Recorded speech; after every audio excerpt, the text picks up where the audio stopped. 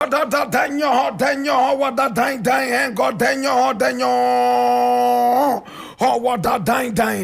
is the Black Pot, aka Kuku Show, the where we speak truth to power.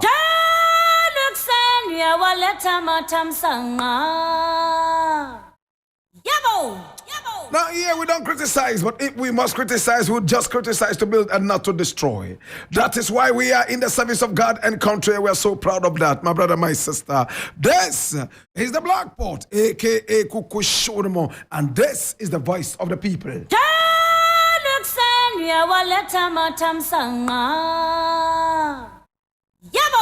This is the Black Pot. And as usual, today we have a number of issues we want to look at. And I need you to come along, my brother, my sister. This is in the service of God and country. And I'm most excited to be the one to bring it to you.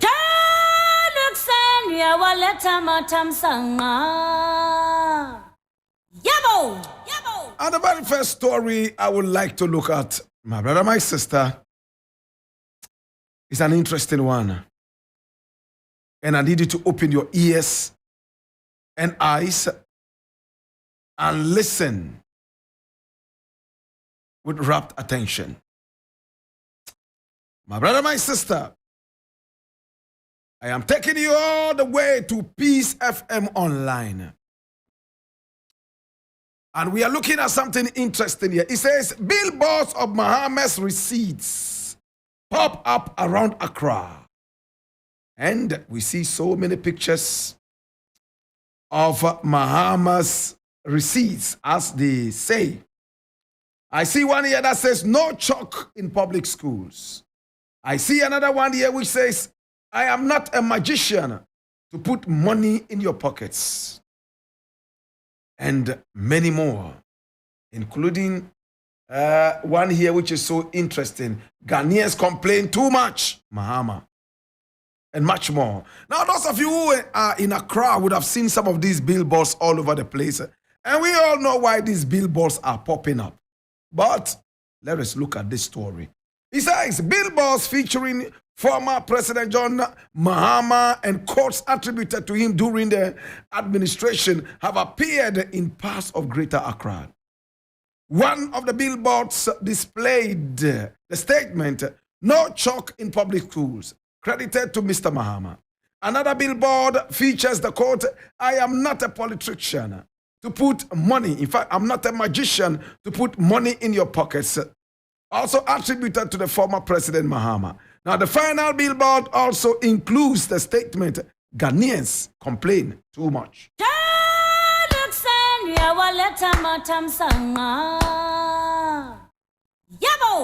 My producer is going to put up some of these billboards as we go on with our discussion. My brother, my sister. Now, we all know why this is popping up, right? A few weeks back, we had some of these utterances attributed to Bawumia popping up. In fact, so this is boot for boot. If Bawumia said this, and is popping up and is trying to smear his name, then why don't we also bring out some of those things attributed to Mahama? And we'll bring this out. My brother, this is a childish game of politics. Mahama said he was not a magician to put money in our pockets. We realized that we had no chalk in some of the schools, and it was so embarrassing. Mahama told us that he was a dead goat, and therefore, no matter how much knives, sharpened as they could be, were wagged in front of him, he was already a dead goat, and for that matter, he would not heed anybody's clarion calls. That was very unfortunate. We voted Mahama out because of all these things that he did and said. We voted Mahama out because we felt that his administration was laden with corruption, absolutely. We voted Mahama out because we felt that he was so sweet-headed. In other words, my brother, my sister, we felt Mahama had let us down, and for that matter, he should go home. So we brought you on. And all you can tell us now is why we voted Mahama out and not why we should keep you in power. Does it make sense? We kicked Mahama out, sent him away to the gallows, pushed him deep into the doldrums, and voted you into power because we were tired of Mahama. And we wanted to see you do something positive for us. Today, all you can tell us is to remind us of the things that Mahama did and we rejected him.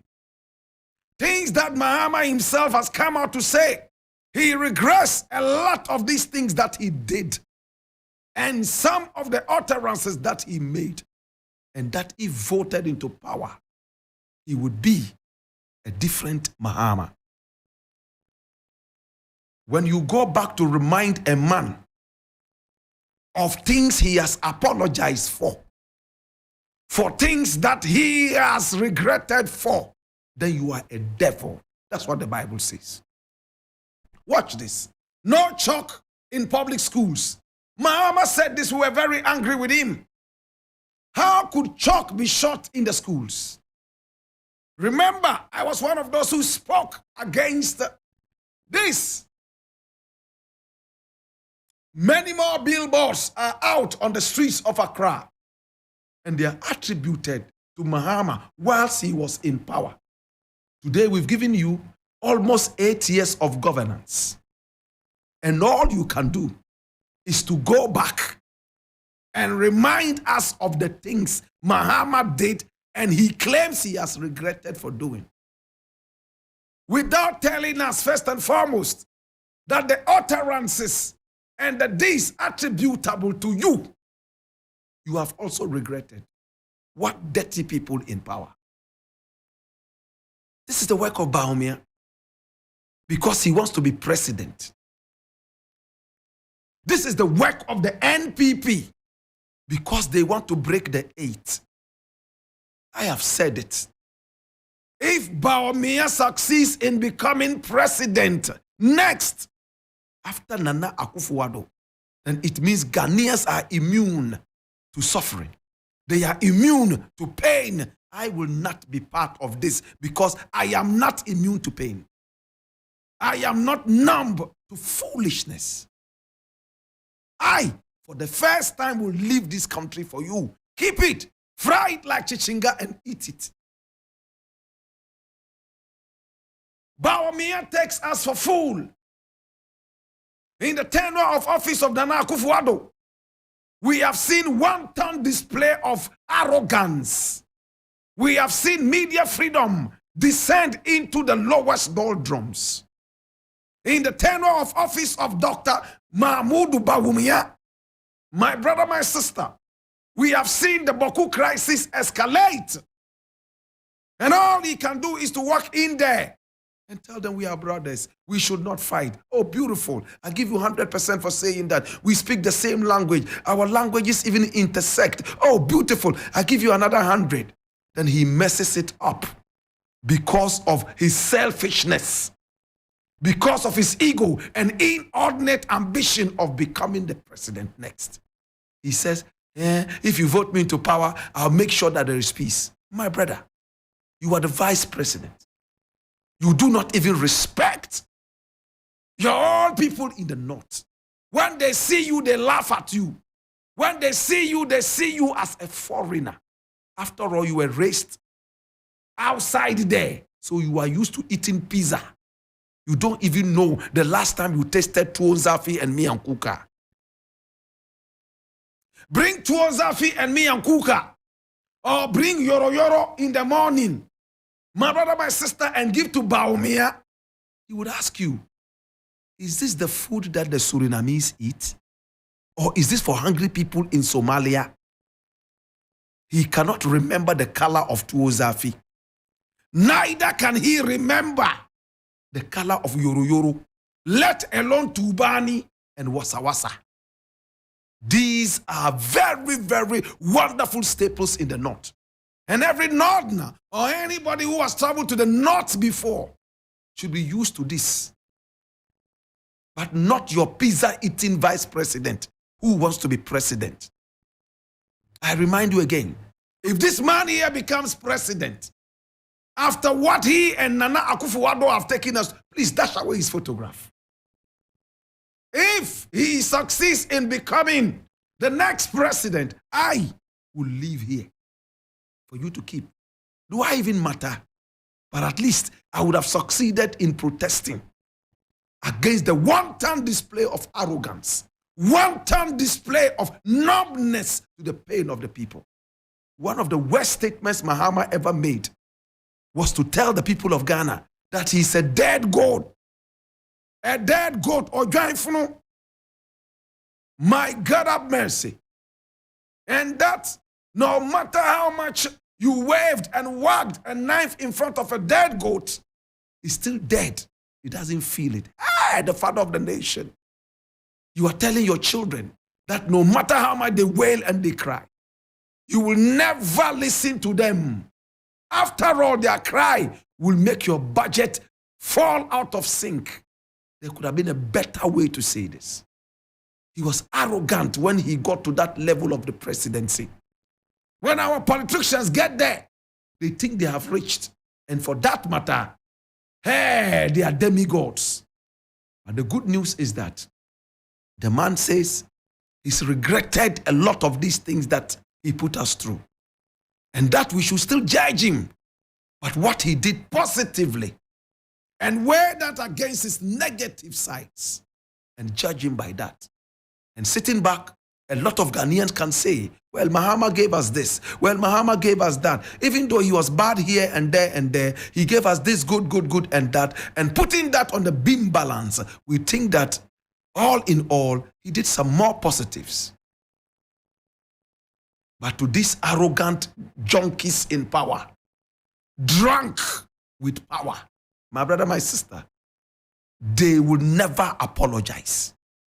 Beginning with Osafo Maafo, who said nobody deserves to be president in Ghana if where he comes from has no minerals. Oh, Asha Wang, jailing her will not mean anything. All we need is loans from China that will help us develop. So don't jail her, let her go. He never apologized to Ghanaians. Nana Akufo-Addo went out on a spree of insulting chiefs of Ghana. He never apologized to that. I can mention about 600 things that Nana Akufo-Addo did, and he never for once apologized. Arrogance. As for Bawumia, he is the king of lies, ordained king of lies. He wears a crown of lies. My brother, if telling one lie was a drop of water, by now Bawumia would have caused a whole sea in Ghana. You all know the number of seas we have in the world. The Caspian Sea, the Red Sea. Now, if telling one lie meant a drop of water from the heavens, Bawumia would cause the Bawumia Sea in Ghana. A sea of lies. He's told more lies than Satan. Bawumia has told more lies than Napoleon Bonaparte. Bawumia has told more lies than Judas Iscariot. Bawumia is the newest Judas Iscariot of Ghana. As for Nana Akufo-Addo, he's no more an is. He's a was. His days are over. So he's Judas Wascariot, riding in a dirty chariot. Hallelujah.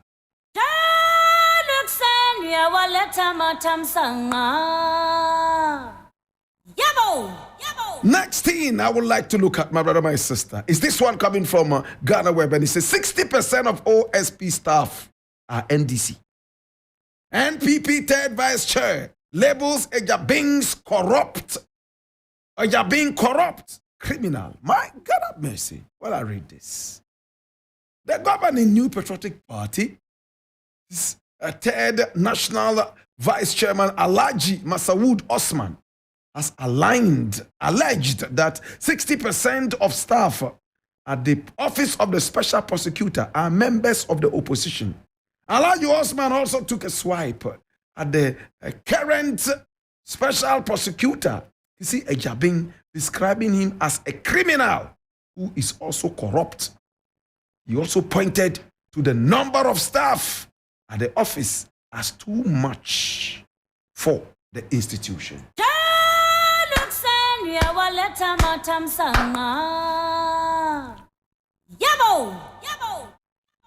Kisi Ejabing, despite his shortfalls, has been able to bring some good to the OSP. I was very disappointed when Alamisi Hamidu ran out of the office in broad daylight like a toad on heat. He labeled Nana Akufo-Addo as the mother serpent of corruption and ran out into obscurity. They brought Kisi Ejabing. He called him a small boy who could do nothing. But he's done far better than Alamisi Hamidu. But I was also disappointed when Kisi Ejabing was alleged to be employing people over and over, arbitrarily, and giving them salaries that were very, very much inflated. He never came out to say whether it was true or false. My disappointment came to the acme when he was demanding cars running into several millions of Ghana cedis. And those cars were not ordinary cars. Hard body cars, medium body cars, as if he was in the military. I didn't like it. Much as I will support a man like this, because I think he's a very bold man. And I think that he's doing his best to be able to see the back of corruption in this nation. He's gone through a lot of setbacks, my brother, my sister, and discouragement. No wonder he calls himself the Ankwanoma of Ghanaian politics.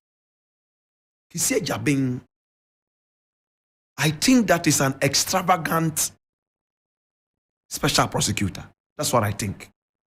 The last time I checked, they had only one investigator in there who was even on leave and had to be pulled back from leave to come and investigate. Is it true that Kisi Ejabing is employing people arbitrarily and giving them hefty salaries? Is he giving them hefty salaries so that they will not be compromised in their line of duty?